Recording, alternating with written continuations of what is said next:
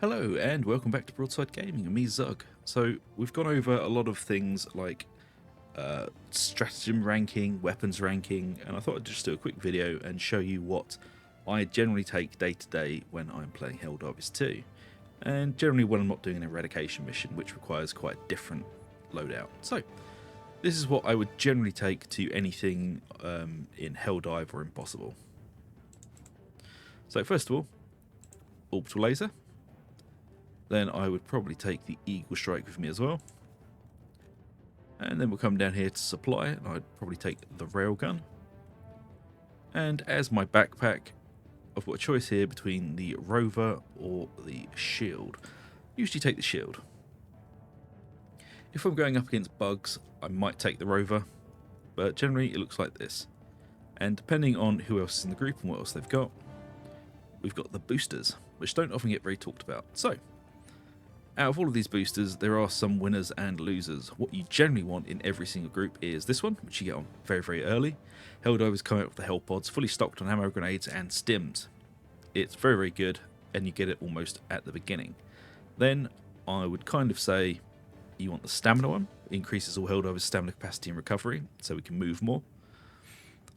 And muscle enhancement allows Helldivers to traverse difficult terrain with ease. This is very good, especially if you're in the desert or snowy missions, or jungle, or basically any missions that aren't on flat ground.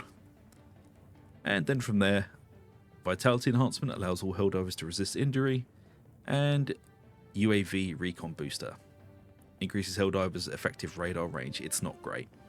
I would say this is kind of, it's not terrible, but it'd be the very last pick for me. So for me, it would generally be optimization, stamina, muscle enhancement, vitality, and then UAV recon. So that is generally what I would take stratagem wise and boost wise. Let's take a look at the gear. So armor wise, what will I take? Well, usually you'll find me in light armor, as the armor values are still bugged at the moment. I have done a lot of digging around on the forums and I cannot see anything that says that they fixed it. I can see that it's a known issue, but not that they have actually addressed the issue.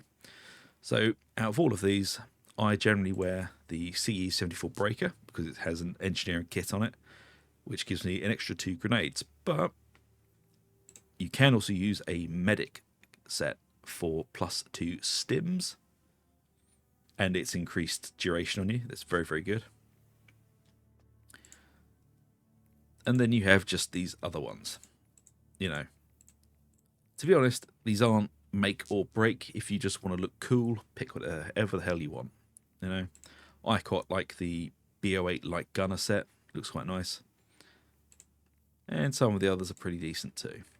The only thing I'd warn you is, at the moment, I would steer clear of heavy armor because it destroys your speed and stamina, and you don't get the armor rating on it at the moment until that bug is fixed. So wear medium armor if you really have to, or if you can deal with it, wear light armor to make sure you are fast and stamina regenerable.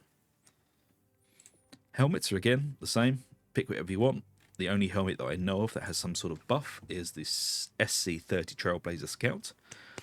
It is rumoured and quite widely agreed upon that you get more stamina and speed using this helmet. I cannot find anything that is a solid yes it does or no it doesn't. But for now, the scuttlebutt on the internet and the forums seems to say otherwise. So I generally use this, plus it matches the armour, so that's lovely. And for cape, pick whatever you want, it's a cape. But there you go, that's generally what I will use going into every mission. Occasionally I will switch something out for a turret if I know that we're going to be stop-starting a lot. But other than that, that's about it. Weapons wise, this is what I'll bring. Usually I'll be bringing the breaker. If I'm fighting against bugs on lower difficulties, I'll probably bring the breaker incendiary just for the ease of clearing.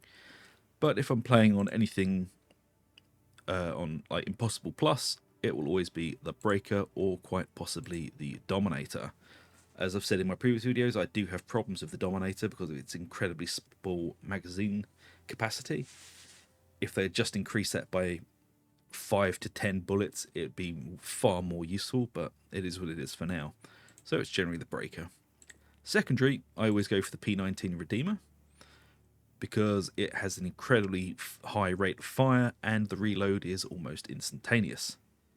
If you don't like the Redeemer, I would suggest going back to the Peacemaker and avoiding the Senator at all costs. It's a very slow, heavy-hitting weapon, yes, but it also takes about 6 years to reload. So, in a high-octane environment, the Senator is not what you want. As in game, as in real life, nobody likes the Senator. So, Peacemaker or Redeemer? I would say take the Redeemer. If you don't like it, take the Peacemaker. And as for grenades, okay. For 99% of the time, I would always suggest the G16 Impact. As it has no fuse, it explodes on impact, as it says.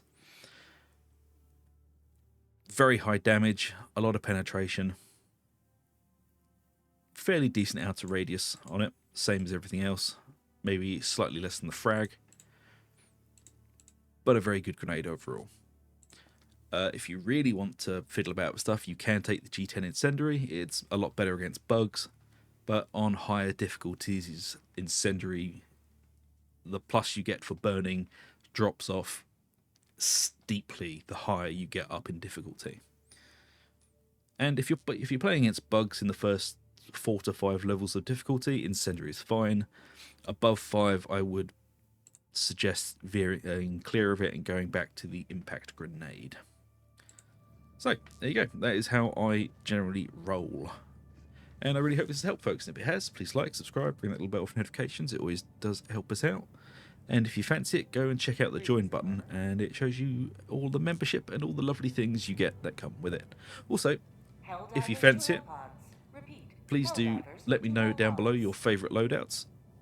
I'm always interested to see what people are using. So, again, thank you very much for watching, and I shall see you next time. So until then, see you later.